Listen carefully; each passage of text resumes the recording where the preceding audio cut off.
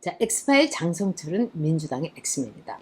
자, 여러분, 이 장성철이라는 사람이 정말 기가 막히더라고요. 오늘 아침에 뉴스공장, 뭐 MBC, 뭐 온갖 군데 어저께는 JTBC 나와가지고 정말 횡설수설을 하면서 종횡무진 암약을 했어요. 암약이 아니죠. 진짜 광약을 했습니다. 미쳐 날뛰었어요, 여러분.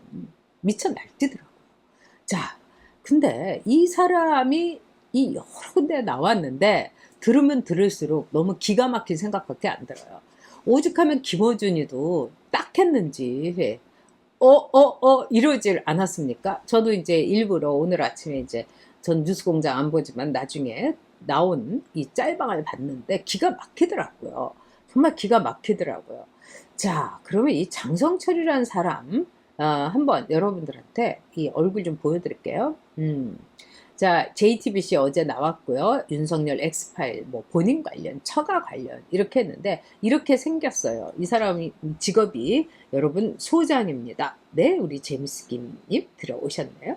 네, 이 사람에 대해서 이렇게 보면은 이 사람은요, 지금 54살이고요. 그 다음에 건국대학교 정외과 나왔어요. 네, 이 무대도 건대 나왔습니다. 그 다음에 공간과 논쟁이라는 정책 연구소장을 지금 이게 이제 직업이에요. 그리고 대전 출생이고, 이 사람이 1996년에 신한국당 때 들어왔어요. 그러니까 정치밥의 이 연식이 25년입니다. 그리고 이부영 그 보좌관을 했다가 이 박근혜 캠프에서 일을 했고, 그 다음에 김무성 보좌관을 했어요. 이 사람이 보수의 민낯이라는 책도 썼는데, 말하자면 이제 김무성이 그 당 대표일 때 공천 갖고 얼마나 이 왔다 갔다 했느냐 뭐 이런 걸 갖고 쓴 겁니다. 네. 이 장성철이는요, 무려 정치판에서 이 먹고 살고 떠돈 게 25년이에요, 여러분. 그러니까 사반세기를 정치판에서 떠돌고 있었던 거예요.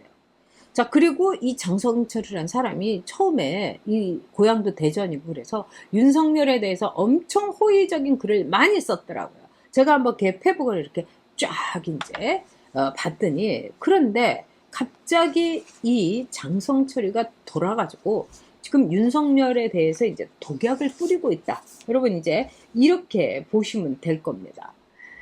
일단 이제 이 국민의힘에서는 이준석이가 이건 정치 공작이다, 짜증난다, 뭐 이러면서 이제 엄호를 하고 있고 그렇습니다. 근데 왜 그럴까요? 하다못해 여러분 MBC에서는 뭐라고까지 했느냐면, 친박들이 이 최재형을 민다. 그렇기 때문에 최재형이 사표를 낸다 만다 뭐 이런 얘기가 막 하면서 정치적으로 대선 출마 결심을 굳혔다. 이럴 때 장성철이가 이걸 터뜨렸다. 그래서 이거는 장성철이가 어떤 세력의 속삭임을 받고 있는 거다. 이런 식으로 이제 공영방송, 공중파, MBC에서 음모론을 당당히 얘기를 하더라고요. 제가 이렇게 여러 가지를 보면서 이건 굉장히 싸구려고 허접하고 정말 지저분한 싸움이다. 그리고 김대엽 같은 경우는요, 서른이 붙었어요. 그래서 처음부터 끝까지 서른이 김대엽하고 2인 삼각으로 발목 하나 묶고서 움직였어요. 그러니까 김대엽이는 그 이제 인상은 과학이다, 인상 가지고 장사를 해먹은 거예요. 그리고 서른은 거기에서 계속 코치를 하고 얘에 대해서 지도 편달을 한 겁니다. 근데 이 장성철은 과연 지도 편달한 사람이 있었을까? 이걸로 지금 나오는 게 이 김무성 아닙니까? 김무성 보좌관을 했고.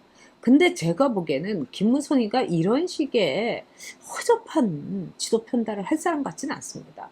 저는 뭐 그렇게 김무성에 대해서 이렇게 사이가 좋은 것도 아니고, 김무성이 저한테 너무나 몇몇 여성 의원들이 저에 대해서 이간질을 해갖고 오해한 것도 있고, 나중에 알았어요. 제가 정치를 그만두고 집에서 그때 왜 이런 일이 일어났지, 너무 바빠가지고 일만 하느라고 생각을 하니까 딱 퍼즐이 맞춰지는 거 있었습니다만, 김무성은 이렇게 사악하거나 이렇게 뒤에서 장난질을 할 정도는 아닙니다. 그리고 김무성의 경우는 사실은 의기소침해 있다고 하는 게 맞아요. 왜? 지금 국민들의 공적이 됐고 친박들과 그 다음에 박근혜에 대해서 너무나 가슴 아파하는 사람들에게는 꼭 죽여야 될 인물로 김무성, 유승민 이렇게 돼 있는 거 아니겠습니까? 뭐 저야 뭐 이미 죽였다고 생각할 수도 있을 거예요, 여러분. 펄펄 살아있지만. 자, 근데 김무성이 이제 사석에서 이런 얘기를 했다고 그럽니다. 여러분들한테 한번 얘기를 해드린 것 같긴 한데, 자기가 참 여자 복이 있다. 와이프도 굉장히 좋은 사람을 만났고, 또 딸도 뭐 이제 마약 사기 때문에 뭐 문제는 있지만 참 딸도 착하고 정말 자기는 여자 복이 있다. 그런데 단 하나 내가 아주 치명타를 입은 그게 바로 박근혜였다. 박근혜 때문에 내 인생 이렇게 뭐 이 속된 말로 그냥 뭉개졌다, 뭐 지읒지읒됐다, 뭐 이런 얘기를 했다고 합니다. 저는 그렇기 때문에 이 김무성의 음모론은 아니다 이렇게 봐요. 자, 그런데요, 이 장성철이라는 사람, 여기에 대해서 이 사람이 이야기한 거, 뭐 이 MBC도 그렇고 JTBC도 그렇고 뉴스공장도 그렇고 너무 웃기는 게요, 그 내용에 대해서는 한마디도 얘기하지 않아요. 그러면서 계속 이제 설레발만 치는 거예요. 그러니까 이 사람들이 MC들이 뭐 이리 치고 저리 치고 뒤에서도 치고 그래도 거기에 넘어가질 않아요. 그러면서 헛소리만 하고 횡설수설이고 정말 내용이 하나도 없어요. 저는 그렇기 때문에 윤석열의 이 X파일은 제목장사다. X파일의 내용이 아니라 제목장사다. 이렇게 봅니다. 그 다음에 송트남이 X파일을 자기가 봤다. 뭐 X파일 내용을 차곡차곡 쌓고 있다. 이거는 이 윤석열의 그동안에 나왔던 소문을 자기네들이 딱 갖고서 이걸 갖고 어떤 식으로 말하자면은 윤석열에 대해서 공작을 할 것인가. 즉 마타도어를 뿌리고 우물에다가 독을 탈 것인가.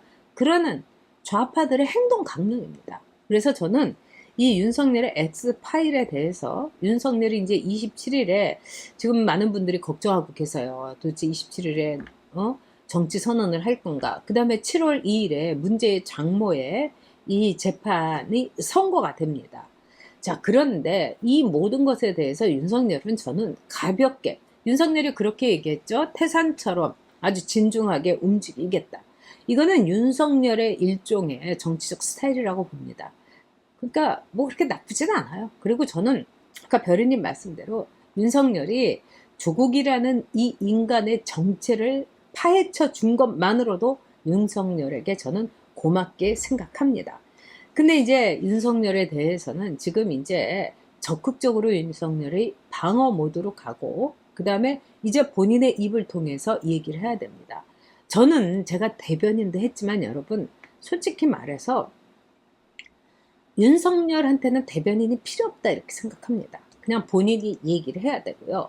그 SNS에 뭐 대처라든가 이런 거는 따로 이제 담당을 둬서 얘기를 하면 됩니다. 물론 이제 국힘이라든가 이런 데 공당에서는 대변인이 필요합니다.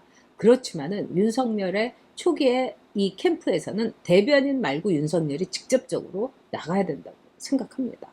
그리고 윤석열이 이미 윤석열 마크맨들이 어마어마하게 지금 있어요. 그런데 윤석열이 제일 먼저 할 거는 뭐냐? 그 마크맨들 좀 넓은 데 산대요. 아크로 그 비스타에. 자기네 집으로 부르는 겁니다. 그래서 정말 그냥 스탠딩 파티 하는 거예요.